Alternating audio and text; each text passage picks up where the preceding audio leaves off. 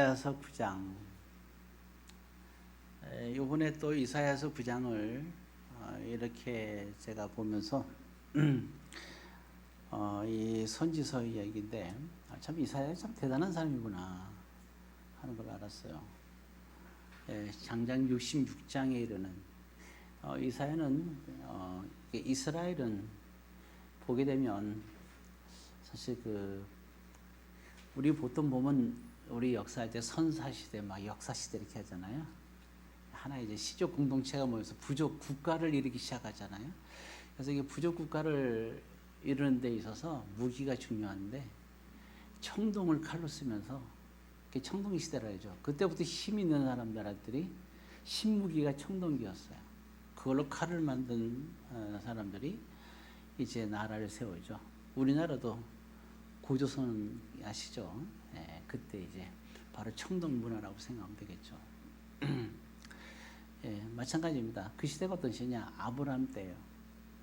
아브라함 때 이미 가나안 땅에는 블레셋이라는 나라가 잘 나오죠. 블레셋이 그 지역에서 청동기를 제일 먼저 사용해서 가장 막강한 나라인 거예요. 대충 이제 이런 시대로 보면 되고, 자 그리고 또 우리가 보면 이제 성경으로 보게 되면 이렇게 세 가지로 볼 수 있는데, 하나는 아브라함 시대 이렇게 생각할 수 있어요. 그다음에 두 번째는 다른 나라는 왕이 있는데 약속의 땅에 건너간 다음에 왕이 없는 시대, 그걸 우리는 사사 시대라고 그럽니다. 그러면서 이제 왕이 생기기 시작하죠. 이 열왕기 시대라고 얘기를 합니다. 자, 근데 왕이 있는데 다른 것보다도 왕이 있는 시대를 한 세 가지 정도는 나눌 수 있어요. 맨 앞에는 어떤 시대냐? 여러분들이 잘 아는 왕, 위대한 왕들, 다윗과 솔로몬, 그리고 그의 아들 르호보암입니다. 그래서 르호보암 때 나라가 두 개로 갈라져요. 그래서 다윗의 계보에 이르는 다윗의 손자죠. 르호보암이 남쪽의 왕이 되고요. 그다음에 북쪽은 솔로몬의 버금가는 위대한 인물이 한 사람이 있는데요. 그 사람이 여로보암이라는 사람입니다. 그 사람이 북쪽으로 이렇게 다스리게 되는데 열지파죠. 근데 유감스럽게도 열지파 중에서 두 지파만 남아요. 왜냐하면 르호보암이 쉽게 말하면 생각해보세요. 다윗과 솔로몬의 모든 어마어마한 그런 아주 확장된, 우리나라로 보면 광개토학 정도 되는 그런 인물이란 말이에요. 그 정도의 땅을 다, 그보다 훨씬 많은 땅을 다스리던 시대니까, 그러니까 귀족 2세죠. 쉽게 말하면. 귀족 2세로 자란 사람이 부족함이 없이. 그러니까 아주 교만해요. 사람들이 굉장히 깔보죠. 그리고 부드럽게 온유함으로 다스리지 않아요. 눈앞에서 아주 정갈처럼 다스립니다. 채찍으로 다스려요, 사람들을. 그러니까 열지파가 다 떠나요. 북쪽으로. 그래서 두 지파만 남습니다. 그래서 이게 이제 정기. 첫 번째 시대고, 그 다음에 4명의 또 유대 땅에 또 뒤를 이어서 4명의 왕이 등장합니다. 얘기하면 우시야, 요담, 아하스, 히스기야. 이게 2대 왕들. 두 번째 기. 자, 나머지는 세 번째 기로 그냥 넘어갑시다. 오늘 제가 얘기하는 것은 오늘 성경에 다 나오기 때문에 말씀을 드리는 거예요. 자, 오늘의 이사야서 이 9장의 이야기는 지금 제가 열심히 설명했는데 이제 볼 때 첫 번째 이제 다윗 솔로몬 넘어서서 두 번째 우시야 요담 아하스 얘기했죠. 바로 아하스 왕 때 이야기입니다. 이때 이제 이사야서 9장이 쓰여지게 된 겁니다. 7장, 8장, 9장이 다 아하스 왕과 연관이 되어 있다, 이렇게 생각하면 됩니다. 자, 그럼 이제 우리가 이제 이런 배경을 알고 이제 좀 살펴보도록 하겠습니다. 자, 참 되게 감동적이에요. 앞에 이제 서론에 9장에 1절에 보게 되면 1절에 이렇게 나와 있어요. 잠깐 한번 두 줄만 읽겠습니다. 전에 고통받던 자들에게는 흑암이 없으리로다. 이렇게 나오죠. 흑암이 없다. 흑암. 흑암하면 생각나는 게 있죠. 우리가 창세기에 보게 되면 나오죠. 창세기 2절에 1장 2절에 하나님이 태초에 천지를 창조하시는데 그때 상황이 어떠냐? 흑암이 깊은 데 있더라. 이렇게 나왔습니다. 그리고 재밌게도 그 흑암이 있는데 이 흑암 속에서 제일 여러분 어둠 속에 제일 필요한 게 뭐예요?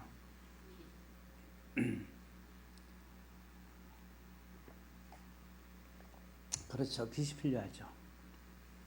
그래서 창세기 1장 3절에 첫째 날 뭘 만들어요? 빛을 만듭니다. 그러니까 흑암에 빛을 만드신 거예요. 그 사도 요한이 처음에 이 세상 사람들을 뭘로 비웠습니까? 어둠에 비웠어요. 세상이 빛이 왔다.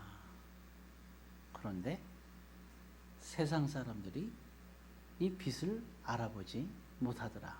왜냐하면 어둠이기 때문에 어둠은 빛을 알아보지 못한다 이렇게 나와 있어요. 자, 그래서 빛과 어둠에 관한 얘기로 설명하는데 오늘 이사야서도요. 그 어떤 천지 창조의 그 하나님의 위대함을 생각하면서 이 어두운 이 세상에 고통과 질병과 죄악이 있는 이 세상, 흑암이 있는 이 세상에 빛으로 오신 또 빛을 주신 하나님, 참 놀라운 이런 표현이 있습니다. 그러니까 얘기할 때 고통받던 자들에게는 흑암이 없으려다 그러잖아요. 그 말은 왜냐하면 빛이 오신다는 얘기죠. 자, 그 다음에 아니나 다를까 2절에 보게 되면 빛 얘기가 나오겠죠. 자, 2절 같이 한번 읽습니다. 흑암에 행하던 백성이 큰 빛을 보고 사망의 그늘 땅에 거주하는 자에게 빛이 비치도다. 그죠? 사망의 그늘 땅, 흑암에 행하던 백성들 큰 빛을 봤다. 빛이 비쳤다. 하나님의 빛입니다. 그래서 우리가 이 살 때 우리가 믿지 않는 우리의 마음 속에 우리가 믿게 된 것은 하나님의 빛이 임했기 때문이에요. 사실 뭐 이 표현이 굉장히 좀 천지창조의 그 어둠과 빛이 구원에 있어서 우리에게 어둠과 빛으로 또 이렇게 다가오는 구원의 처음에는 천지창조의 어둠과 빛이라면 오늘 이사야서는 천지창조의 어둠의 빛을 이 세상의 죄와 어둠과 그리고 빛으로 이제 하나님의 그런 임재함을 얘기하고 있습니다. 자, 그리고 좀 더 이제 우리가 살펴보도록 할까요? 보게 되면 3절에 보게 되면 좀 기니까 안 읽겠어요. 그냥 두 줄만 읽겠습니다. 주께서 이 나라를 창성하게 하시며 그 즐거움을 더하게 하셨으므로. 그래서 맨 끝에 보게 되면 그들이 주 앞에서 즐거워한다 그랬죠. 하나님이 정말 우리에게 원하시는 게 무엇일까? 즐거워하기를 원하십니다. 즐거워한다. 즐겁다. 기쁘다. 그죠? 기쁘고 감사한 사람이요. 그 모든 것은 그랬어요. 우리가 잘 아는 대로 그때가 언제인지는 기억이 잘 안 나는데 제가 그 초등학교 때인가 중학교 때인가 하나의 글을 읽기 시작했는데 또 어떤 분도 그 얘기를 하고 짬뽕 돼서만 읽어갖고 사람은 정말 하늘의 수많은 별 중에 하나고 세상에 모래가 엄청 많잖아요. 바닷가에 가면 전 바닷가에 있었어요. 바닷가에 모래 아래 하나다. 그래서 인간이 참 그런 존재다. 그런데 인간이 위대한 것은 그 사실을 아는 것이다. 참 그 사람들은 어떻게 그런 말을 하는지. 파스칼의 이야기입니다. 전 그때 그 말을 지금도 잊을 수가 없어요. 귀에서, 머리에서 그때 읽은 게 아직까지 몇십 년이 지났는데도 잊어버릴 수가 없어요. 아, 그렇구나. 사람, 예, 참 위대한 존재죠. 오늘 이런데 우리가 살면서 뭐 여러 가지가 있죠. 죄의 문제도 있고 뭐 여러 가지 또 삶의 문제도 있고 신앙의 문제도 있고 여러 가지 생각들이 있을 거예요. 근데 한 가지 분명한 것은 우리가 괴롭더라도요. 생각은 할 수 있잖아요.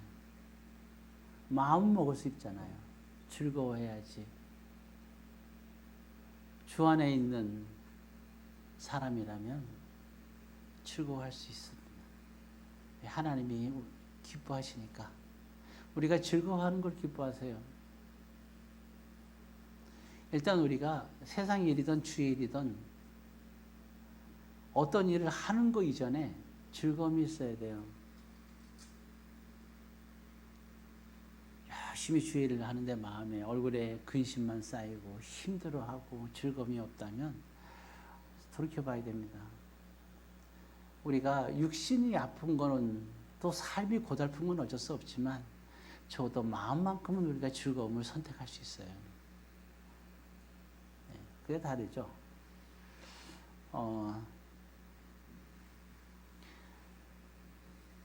제가 군대에 있을 때 저는 짝대기 하나로 군대 들어갔어요.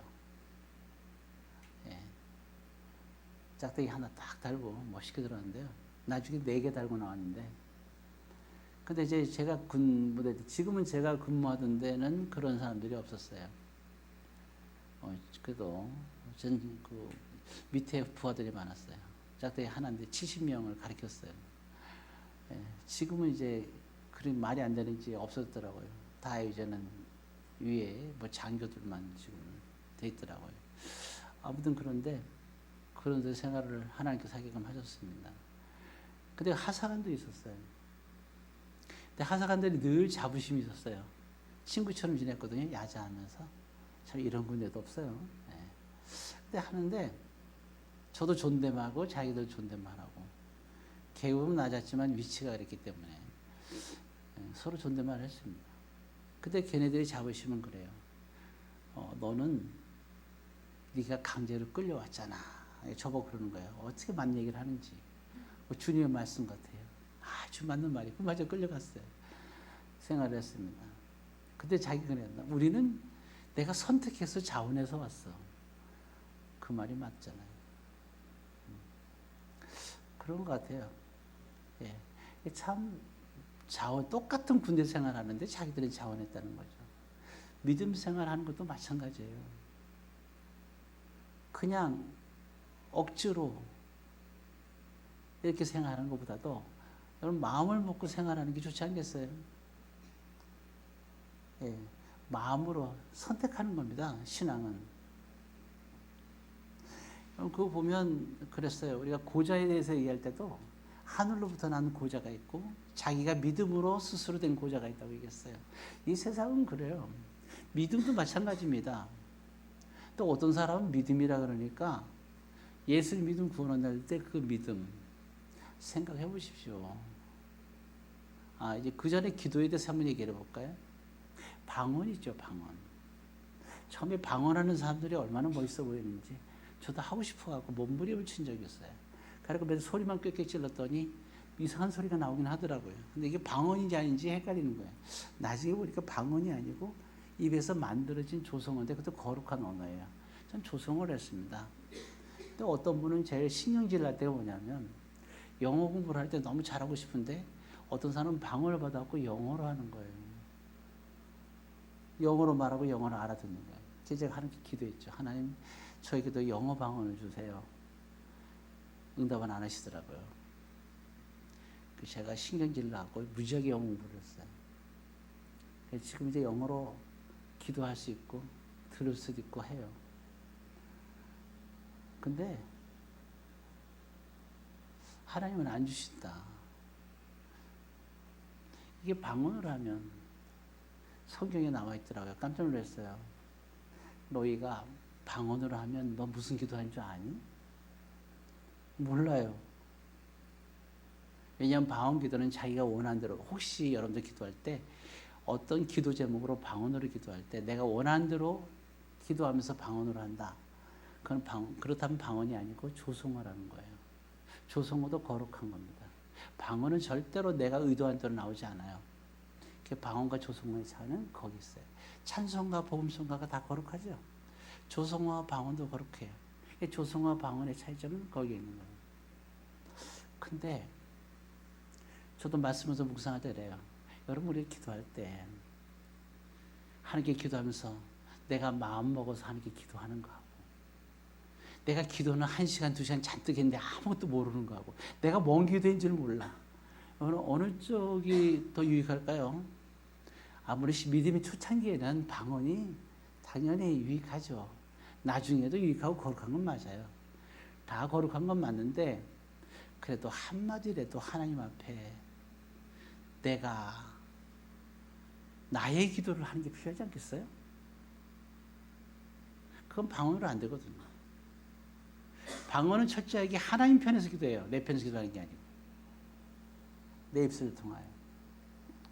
물론 하나님이 원하는 기도도 중요하죠. 그냥 우리는 우리의 그 고백도 필요하잖아요. 그래서 우리가 이게 선택입니다. 다시 돌아와서 그럼 믿음에 관한 얘기를 하려고 그러는 거예요. 예수를 믿는다는 건 두 가지입니다. 하나는 믿어지는 거죠.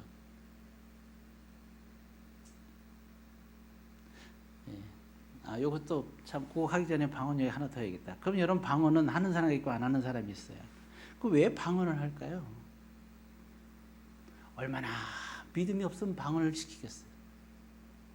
얼마나 하나님의 존재를 믿지 않으면 방언을 시키겠어요. 방언을 시켜서라도 하나님이 존재하는 것을 알라는 거예요. 네가 하고 싶은 대로 기도 못 하잖아. 너의 입술 통하여 하나님의 기도를 하잖아. 그러면 이 방언은 뭐예요? 우리가 하나님이 살아계시구나. 더 믿음이 없으니까 방언을 시키는 거예요. 그러니까 방언을 하면 잘난 척할 필요가 하나도 없어요. 그래도 감사한 게 뭐예요? 이렇게 해서라도 하나님이 나에게 관심이 많구나. 나를 믿음을 갖게 하셨고 구원하게 하셨구나. 아주 유익하죠. 근데 그 중에서는 또 저처럼 이렇게 방언이 안 되는 사람들, 하나님이 원한 건 저의 마음을 받으셨어요. 마음을. 하나님께서 그렇게까지 기적을 안 베풀으셔도, 물론 이제 반 죽여놨지만 죽었다가 살아났는데, 근데 그게 그건 같긴 한데 잘 모르겠어요. 그렇습니다. 믿음이라는 것도 그래요. 예수를 믿는다는 건요, 우리가 안 믿으려고 했는데 강제로 믿어지는 거. 어떤 상황 속에서 이런 믿음이 있어요. 나는 믿음이 없다. 거짓말입니다. 무책임한 얘기예요. 이 얘기를 하려는 거예요. 그래서 생각해 보세요. 우리가 만약에 하나님께서 억지로를 믿음 있게끔 한다 하면, 그걸 믿지 않은 사람들은 어떻게 심판할 거예요? 예수 믿어야 구원 얻는데 도저히 믿어지지가 않아. 아니, 그럼 하나님께서 믿어지게끔 해놓고 심판해야 되는데, 믿어지게끔 했는데도 우리가 거부하면 이거는 거부죄죠. 그러니까 심판할 수 있는데 도저히 믿어지지가 않는 거예요. 그럼 어떻게 심판하실 거예요? 자, 여기에 대한 오해를 풀어주려고 하는 거예요. 믿음은 두 가지가 있어요. 하나는 하나님이 강압적으로 믿게끔 하는 거. 여러분들은 어느 쪽이세요? 또 한 가지는 뭐냐? 내가 마음으로 선택하는 거예요. 제가 믿겠습니다. 안 믿어줘요. 그 얘기를 하자는 게 아니에요. 내가 마음으로 선택하는 거예요. 믿겠다고. 이게 믿음입니다. 믿는다는 건 두 가지가 있는 거예요. 이렇게 하나님 위해서 강압적으로 내가 믿어지는 게 있고, 또 하나는 믿어지지 않지만 내가 마음으로 선택하는 믿음이 있어요. 내가 선택해서 예수님을 믿겠습니다고 선택하는 순간 그 사람이 구원이 임하는 거예요. 왜? 스스로 선택했으니까. 나의 믿음이에요. 나의 선택이고 나의 기도인 거예요. 나는 믿음이 없다. 아니에요. 선택하지 않은 거예요. 근데 우리는 마치 믿어지는 것만 얘기하는데요.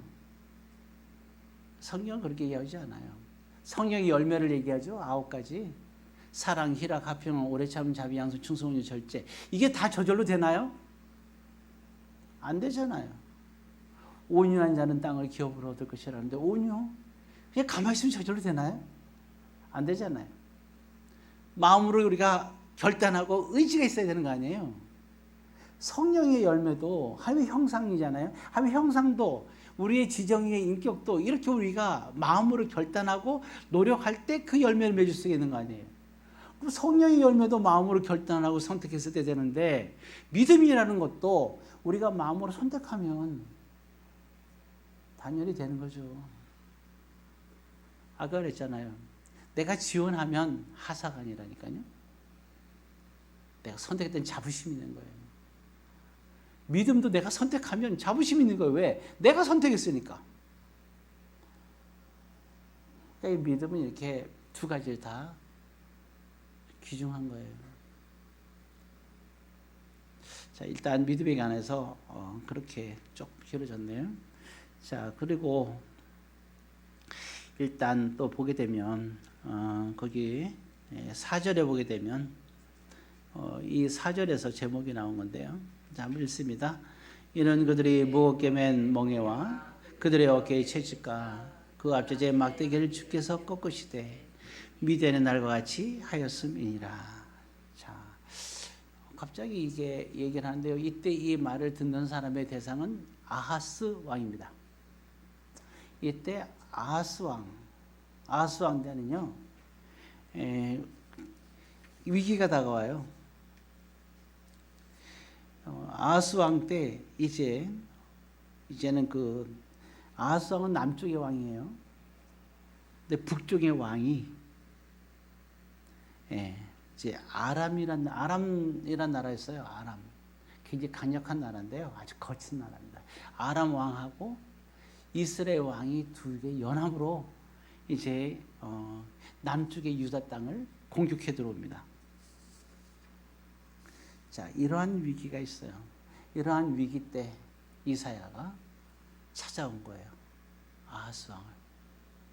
자, 그러면서 이제 이 이야기는 전개가 되는 겁니다. 그러면서 이렇게 나왔죠. 자, 4절에 그 주님께서 어떻게 하셨다고요? 미디안의 날과 같이 하셨다. 이렇게 나왔습니다. 자, 미디안 참 설명을 이거 미디안이 어떤 사람인지 다 설명했는데 미처 시간이 없어서요. 다 할 수가 없는데 미디안도 누구냐? 아브라함의 아들입니다. 친아들. 사라가 죽은 다음에 또 다시 결혼해요. 그 아내의 이름이 그두라. 그두라입니다. 결혼해서 낳은 아들이 거기서 나온 게 미디안입니다.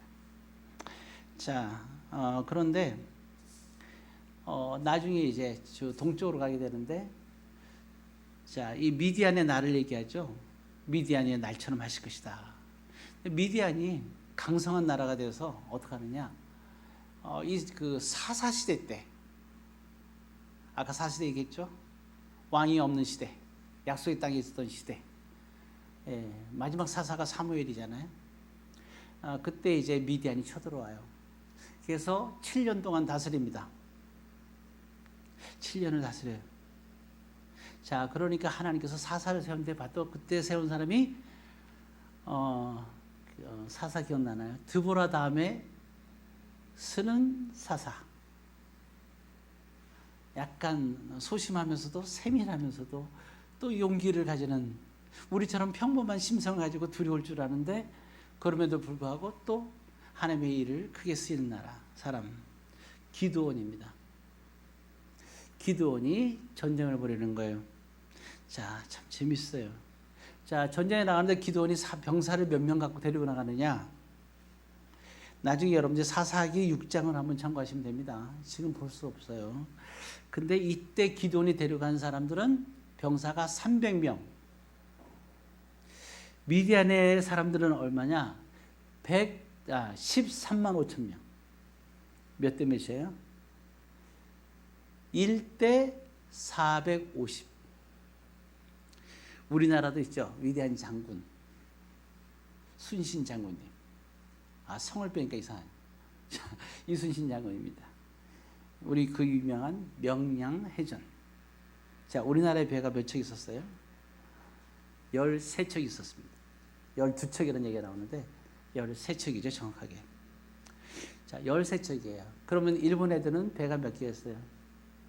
330개. 그 중에서 그때 명량에서 붙을 때 뒤에 배진시켜 놓은 배들이 있었고 실제로 투입한 배가 있어요. 13척이니까 요 정도에 하면서 다 303척이 나온 게 아니라 그 중에서 133척이 이제 나오게 된 거예요. 자, 그렇게 되면 303척이면 몇 대 몇입니까? 1대 25입니다. 열심히 계산하고 있죠? 계산 안 해도 돼요. 1대 25.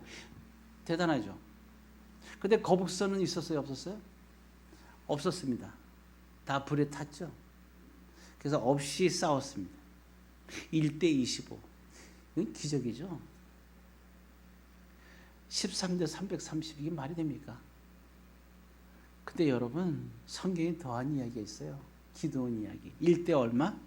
450. 한 명당 450명을 죽여야 되는 전쟁이에요. 자, 근데 처음에 지원한 사람이 32,000명이었어요. 만약에 32,000명 데리고 싸웠어도 이건 이길 수가 없어요. 상대방이 13만 5천이라니까요. 그러니까 기도는 어떻게 하느냐? 하나님께서 뽑으래요. 하나님께서 뽑으라는 대로 뽑으니까 300명이 남아요. 이게 하나님께서 택한 백성들입니다. 자, 그럼 그들은 전쟁에 나가는데 뭘 갖고 싸워요? 나중에 사사기 7장 16절을 보시면 참고하시기 바라고요. 세 가지입니다. 무기를 하나도 안 갖고 나가요. 세 가지. 하나는 나팔. 자, 나팔을 갈고 오른손에는 횃불. 자, 그럼 오른손에 뭘 들었을까요? 왼손에는 나팔을. 오른손에는 횃불을 들고 나갑니다. 그리고 횃불을 나갈 때 횃불을 이렇게 비치면 이게 환해지잖아요. 항아리로 횃불을 가립니다. 그리고 하나님께서 어떻게 하냐면 항아리를 깨요. 다 300명이 동시에 항아리를 깨요. 횃불이 드러나죠. 순식간에. 그래서 소리를 지르는 거예요. 나팔을 불면서. 자, 그렇게 해서 그 전쟁에서 승리하게 돼요. 그걸 바로 미디안의 날이라는 겁니다. 이게 사사시대에 있었던 건데 지금 시대 이 과거의 얘기를 하면서 얘기를 하는 거예요. 누구에게? 아하스 왕에게. 왜 얘기를 할까요? 아까 얘기했죠? 아람 왕하고 이스라엘 왕이 쳐들어오니까 이 얘기를 하는 이유는 뭐겠어요? 단 하나죠. 자, 그러면 아하스 왕은 무엇을 선택할까요? 무기를 선택할까요? 하나님의 무기. 나팔과 비낭 항아리하고 횃불이었어요. 전쟁 준비가 아니죠. 자, 우리가 잘 아는 대로 아하스는 무기를 선택합니다. 그래서 아수르 왕에게 도움을 청해요. 참 이렇게 이 말을 미디안에게 날과 하였다고 함에도 불구하고 그러면 여기서 또 한 가지 생각한 것은 자, 그러면 어떻게 그럼 이 전쟁을 미디안 날 같이 하느냐? 이 미디안 같은 전쟁을 하기 위해서 하나님께서 하시는 일이 있는데 그건 바로 지금 우리가 보고 있는 9장 6절. 자, 앞부분 읽어보겠습니다. 이는 한 아기가 우리에게 낳고 한 아들을 우리에게 주신 바 되었는데 그의 어깨는 정사를 메었고 여기까지만 보죠. 쭉 나오는데 한 아기. 이 한 아기. 이 한 아기가 특별한 상징이에요. 한 아기를 우리에게 주셨다. 그래서 이 전쟁은 이길 수 있다고 얘기를 하는 거예요. 자, 그러면 아하스 왕이 마음을 고쳤을까요? 고치지 않습니다. 이제 좀 정리 좀 해야겠네요. 자, 그럼 보세요. 아하스 왕 현재 시대 때 이사야는 무슨 얘기를 하고 있어요? 과거의 이야기를 하고 있어요. 사실 기도원 이야기하면서 미디안 날이 있었다. 그래서 한 아기를 보낸다 얘기죠. 여러분 이사야서 7장 이야기 기억합니까? 예수님의 이름이 있죠. 예. 처음에 이름이 예수. 또 두 번째는 우리가 잘 아는 걸 임마누엘. 두 가지 있죠. 임마누엘. 이게 바로 이사야 7장에 나오는 이야기입니다. 예, 정확하게 말하면 이 뜻이 뭐예요?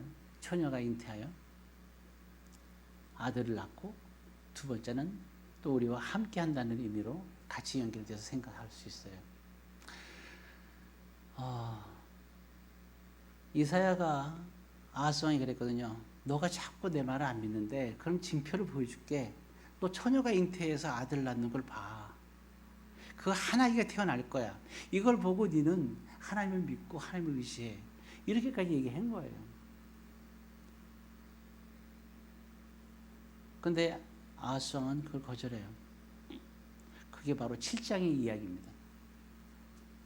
근데 9장에서 다시 아하스 왕에게 얘기를 하는 거예요. 이 얘기를. 뒤에 끔찍한 이야기는 지금 나눌 수는 없어요. 시간이 다 돼가고 오후에는 좀 더 나눌 수는 있겠지만, 자, 그럼 오늘날 미디안의 날은 과거 얘기입니다. 그러나 이게 한 아기는 우리에게 있어요. 자, 오늘 우리에게도 한 아기가 왔죠. 누구의? 예수 그리스도. 자, 오늘도 우리가 위기에서 각자 여러분들의 삶 속에 위기가 있죠. 허물과 죄가 있고 또 인생도 피곤하고 힘들고, 그죠? 근데 우리에게도 하나님께서 뭘 주셔요? 미디안의 날을 얘기하시는 거예요. 기드온 때의 미디안의 날을 아하스 왕에게 얘기하는 이사야. 그리고 또 오늘 이 말씀을 보며 저와 여러분들에게 주는 미디안의 날의 메시지. 한 아기 예수 그리스도가 이 세상에 오신 사건. 그분을 믿으시고 여러분들의 삶 속에서 무엇을 선택할 것인가? 아하스 왕처럼 현실적인 무기를 선택할 것인지, 아니면 하나님을 선택하실 것인지, 공중의 새와 들의 백합화를 보라고 하면서 하나님을 바라보실 것인지, 안 그러면 여러분 또다시 여러분들의 손에 피를 묻혀서 또 다른 무엇을 선택할 것인가? 오늘 이 메시지는 우리에게 이 질문을 던지고 있습니다. 지금까지는 무엇을 선택하며 살아왔는지, 오늘도 여러분들은 하나님을 선택하며 미디안의 날을 누리시기를 주의 이름으로 권면드립니다. 기도하겠습니다. 사랑의 아버지 하나님, 오늘도 이사야에서 통한 이 미디안의 날, 이 하나님의 거룩하고 귀한 응답과 역사가 오늘 마음으로 선택하며 결단한 모든 자들에게 임하게 하옵소서. 예수님의 이름으로 기도드리옵나이다. 아멘. 우리 다 같이 자리에 일어나셔서 찬양하겠습니다. 1절, 3절, 183번입니다. 복음송가.